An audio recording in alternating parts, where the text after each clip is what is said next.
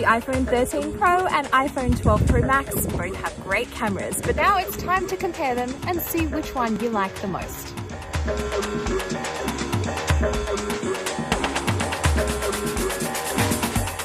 I know most people don't upgrade their phone every year, but it's still fun to see how much of a difference there is, or how little of a difference there is, between the two phones. And like all my camera comparisons, pretty much everything you see in this video has been shot on one of these two phones without any edits. And if you're wondering why I'm using the 13 Pro instead of the 13 Pro Max, well, they have exactly the same cameras, and I wanted to save a bit of money.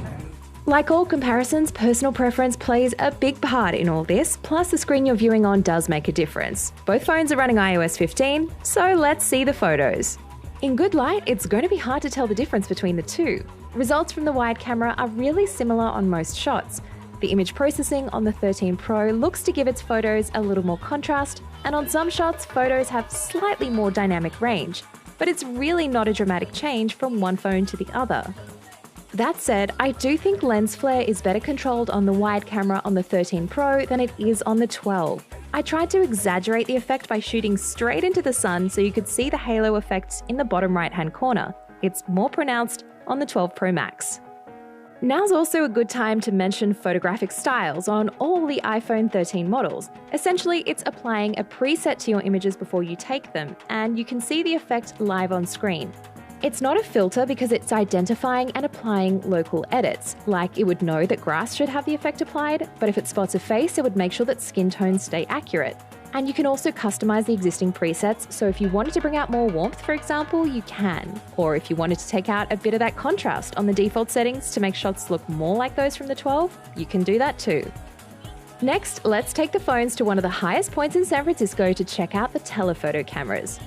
The 12 Pro Max has a 2.5 times optical zoom at f2.2, while the 13 Pro and Pro Max go to 3 times at f2.8. It's not going to get you that much closer, especially for really far away subjects, but a little bit extra is nice. If you need to get even closer, both the phones have digital zoom. Here's the 10 times comparison, which is okay if you have enough light. The 13 Pro definitely processes the image a bit better here.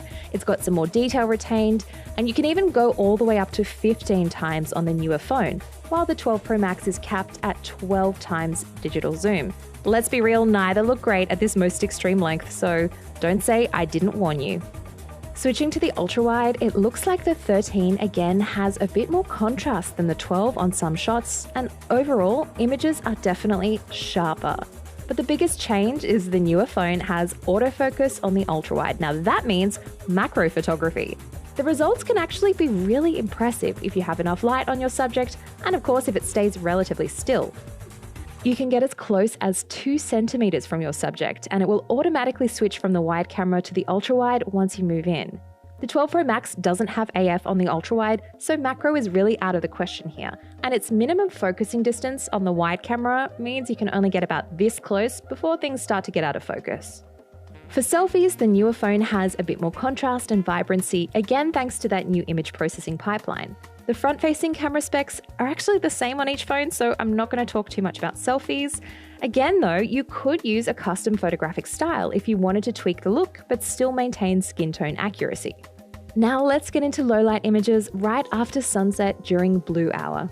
Noise reduction is a bit better on the 13 Pro on all of the cameras, so images do look a touch cleaner when you zoom in. As a result though, sometimes it looks a little too clean, and on certain shots I found that I lost a little bit of detail compared to the 12. But really, I'm trying to nitpick here to find the differences, and I'm really having a tough time separating them for the most part. For me, the most interesting difference is when you use night mode. Rather than boosting the brightness throughout the scene, almost like you can see in the dark, the 13 Pro leaves more nuance in the shadows, so it's a little bit darker and more moody overall. Now you might like it, you might not, but it's a different look from the older phone. Now that's in part because the 12 Pro Max generally chooses a slightly longer exposure time for night mode. While that makes sense given some of the shots look brighter, it also means that they could be susceptible to camera shake. When you move to the ultra-wide camera, you can see an even bigger difference thanks to the 13 Pro's faster maximum aperture at f1.8 compared to f2.4 on the 12 Pro Max. More light is captured, so there's better detail and less mush on the 13 Pro, especially when you zoom in to look at the detail. Let's talk video. Both of them can shoot in 4K at up to 60 frames a second, and the video looks really similar on both in good light. I also found the optical image stabilization was pretty similar with the walking shot, with a slight edge to the 13 Pro, although again, it really does feel like I'm splitting hairs a bit. That said, the 13 Pro is definitely better at controlling flare, like you can see in this clip shot on the ultrawide, and I definitely do like a little bit of that added contrast boost. It just makes the image pop. Alright, let's get into cinematic mode on the 13 Pro. It detects when a face or a subject enters the frame and shifts the focus accordingly, kind of like a personal focus puller in your pocket. You can leave it up to the phone to adjust focus, which I think works fine for more simple scenes, but of course, being me, I like to make things more complicated with this scene of flowers in the foreground and me in the background. The phone locks onto me automatically as soon as I enter, but when I leave, it doesn't really know where to go. I can actually adjust this after filming by looking at the keyframes and then tapping on the thing I want to switch focus to, say like this flower. Now, when I leave the frame, it smoothly switches focus to the flower in the foreground. I also like how you can adjust the virtual f-stop just like you can in portrait mode photos.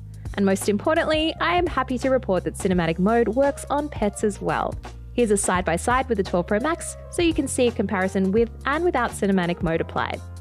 The good news is you can use cinematic mode on the wide, the telephoto, and the front camera. The bad news is, unfortunately, you're currently capped at 1080p at 30 frames a second.